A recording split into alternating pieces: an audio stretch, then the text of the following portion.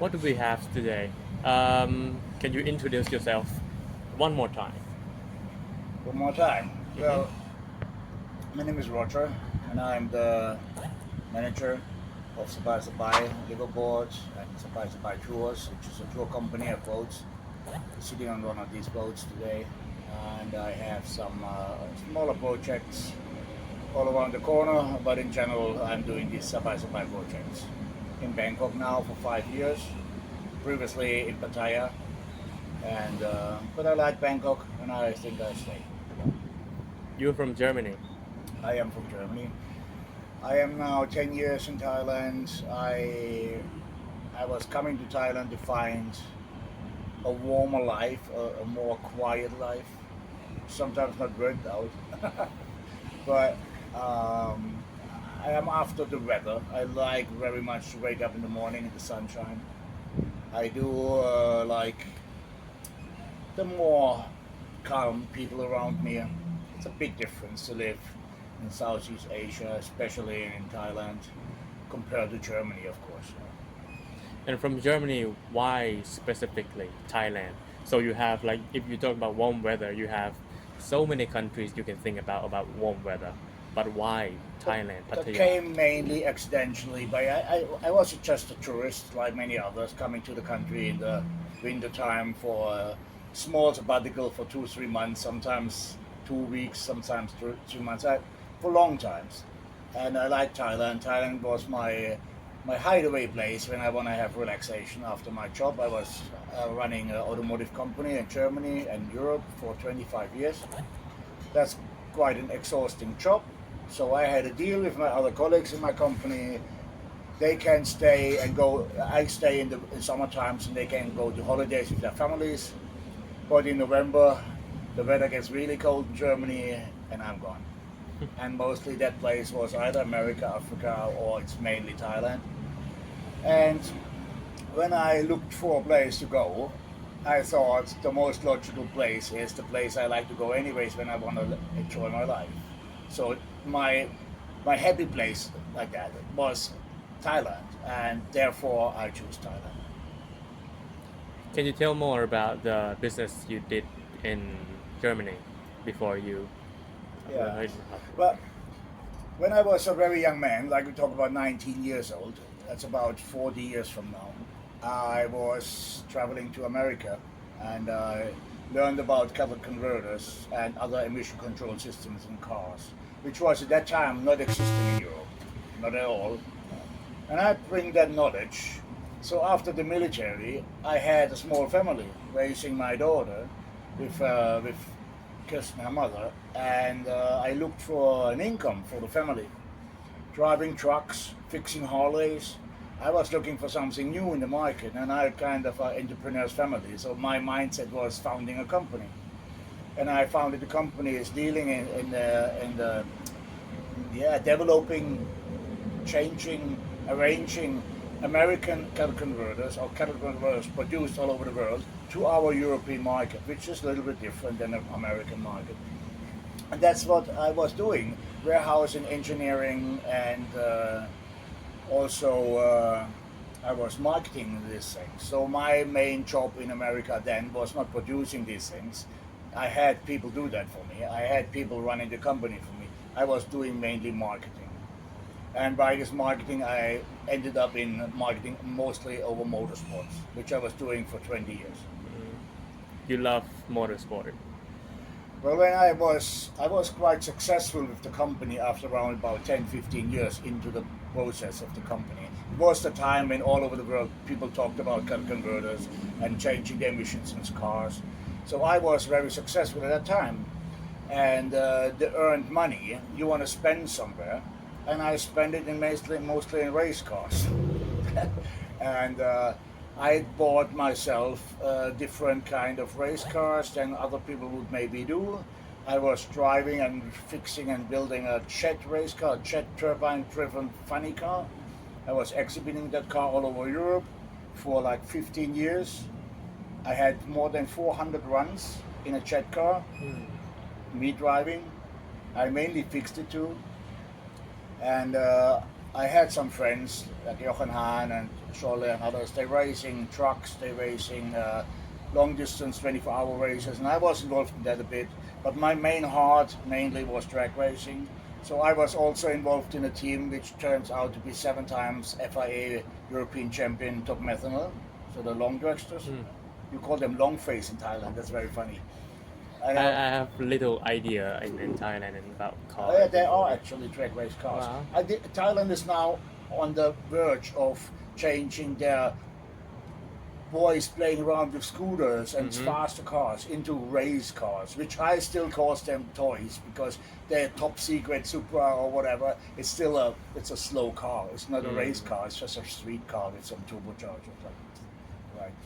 In this sports, 1,000 horsepower is like you cannot even get off the parking lot with that shit. But our cars had between 3.5 and 10,000 horsepower. And the main problem is then building these cars, make them work every time they show up, make them getting traction on the track, and run them into the times of between slowest about 6.8 something, and the fastest is I think Timo just did a European record last month. That was oh my god, I don't. 421, 521. 521. 521 on over 400 kilometers an hour. 521 with a top methanol dragster. So 400. over 400, or 402 meters. So you accelerate from start on a track. You have a light, and when the light is green, the time goes on. So if you don't start at the green light, you lose time. Thai people don't do that right now. That's one of the points, right? So you have to the sport have to change to NHRA rules. Otherwise, Thailand will not get into the real deal. So I was talking to Mike from Moon Eyes and others. I mean, Thailand is on the verge to getting serious on that. They have the money for that and the enthusiasm. You know, you want to have to spend the money, and that therefore you have to love the sport. You just don't do that for like I buy me a car, I'll build my car. No, you have to love it because you spend a lot of money for only a few seconds, and you work like 3 months, and you run 5 seconds, and that car is destroyed. Things like that. It have to come out of your heart. If you don't love this kind of sport, you will not do it. So that's what I was doing that to have an idea how much I was doing that. The last year I was driving the jet car in Germany. It was 2006, 2007. And we had 51 weekends. We had the full-size truck, like 18 wheelers in America, the full-size truck with the jet car inside, some scooters and all the mechanics and all the tools and all that. The truck was moving around in Europe, not back to Germany every time. They moved around in Europe, go from event to event to event. And all of these events together was 51 weekends. So I had 5 weekends to be home. So that was the most successful year. And in that year also I did some nice shows, Hockenheim and Formula One and all that. And I was mainly working with companies like Messe Frankfurt, which is a big exhibition company all over the world. They hired me in my cars. I was working with Hockenheim Ring GmbH. They hired me in my cars. Well, we had a deal. I made promotions and they get a car. So I was doing that very much. I was actually doing more motorsports the last 10 years of my life in Germany, 15 years I would say. Maybe even 20. But my ex-partner Kirsten Schürrle said, I hate you, you know, you was only doing this promotion things, right? I'm not working the company. Yes, but the promotion stuff was making Unifit so widely known, right? So yeah, I was doing a lot of that. Maybe a little bit too much in her case. Say sorry for that, maybe you're right. But it is a big part of my life. And how is that the love for motorsport connect to the boat? Because that different type, different species. The boat comes from another heart-driven, feeling-driven thing, actually. So I was living in Berlin, and in Berlin you have beautiful waterways. And one part of the Berlin is the Tegernsee and the north of Berlin. Unbelievable beautiful. People do not really, if people would realize how beautiful Berlin, they would make summer holidays there, because there's so much beaches and everything, right? And I had in one of these areas, very nice area, Tegel, a houseboat, quite a large one. And I stayed and lived on that houseboat. Only in the winter time when it's cold, I went back to my on and off. But I loved that houseboat. Moving to Thailand meant for me to selling the houseboat, which I totally hated. I was like, this and my Harley, I don't want to give up, right? And it hurts yourself. But if you know I'm going, and I went like, I'm going, right? I'm not half-half. I never do half-half things. People that know me with drag racing and Unifit know that they know I don't do half-half things. So I walked away. So I had to sell my beloved houseboat. Coming to Thailand, had some money a little bit. Not rich, but a little bit. Otherwise you cannot go. And I bought myself a boat again. Finding out that I need company. Sorry. That I need a company. So I hired a guy. So after 3 months, my daughter called me and said, hello, and how many people working already for you? And I said, well, 4. And she was laughing, because she was right? I told you, entrepreneurs family, that's what we do. So I did it halfway. The plan was to move around with the boat for a year and then do whatever. I did not really care what I'm gonna do. I was out a very planned life. 51 events with the Dragster, Unifit company in the background, 4 different companies in Europe. Therefore I was very happy to have less planning in life. So I thought like I could just go with the boat. But then found out I need a captain. So the big change was a man called Johan. He's a manager of go-go bars and bars in Pattaya and some nightlife entertainment places, right? And he came to me and said, Roger, I heard you bought that boat, the bicycle, the big one. I'm gonna make out of it. And I said, yeah. What are you doing with it? I'm going out in the ocean, drive around a bit for myself. Well, I want to rent it. I said, I don't want to rent it out. It's my home now.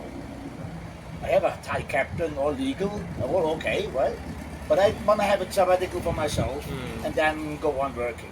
And he said, no, I want to rent it. I said, how much you pay? And he said, 29,000 baht a day. Going on a beach, swimming and drinking beer with friends. Well, huh. Who gonna turn down 30K in a day? Yeah, and drinking beer with friends, right? So you know you're on. You got a deal, right? So he started me doing that, and I was doing that 5 years, 4.5, 5 years. I liked it. It was very nice. They choose me because I'm a Westerner. And I had a little bit better idea of a man coming from Afghanistan for 3, joining Afghanistan, joining Iraq. They want to spend, they blow 10,000 baht a night, they blow 50,000 baht a night. If there are 3 guys together, they rent boats like mine, and they go out and they, Roger, you can turn an eye, all right, I see nothing, right? But mainly it was not about that, it was mainly about, yeah, you know, I play the right music, I have the right alcohol on board. I can also say to a guy to shut up if he's doing something wrong, or I get somebody out of the water when he falls in dirty, drunk. So they liked me to do that with them. And it was mainly expats, rarely Thais.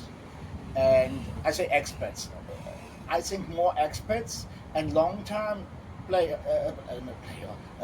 tourists. There are some, as we know all, I think some people in Thailand don't like them. I don't know why, but some people spend a lot of time in Thailand. And this is something I would like to talk about that, but we talk about that later, I think. Some of these people, they choose their second home to be Thailand for a special reason. Well, now imagine you are in Canada, and you are in a special force, or you are an army somewhere in the world. You go to Afghanistan for a turn, and after 3 months you come back. You don't go to Canada. You go to a place where it's nice and warm and there's a beer on the beach. And that's what many people in the world do. So for Thai people, I think Thai people should go in a December morning at 8 o'clock in Berlin on a street, or in Canada in a mountain to understand how harsh these countries are and harsh the people are. So if you have some money and you want to blow it, you don't blow it in a country like Canada, maybe not even America, or California, Florida, well, but they want to go off. They want to blow some steam, right? And Pattaya is one place, they have thousands of these guys.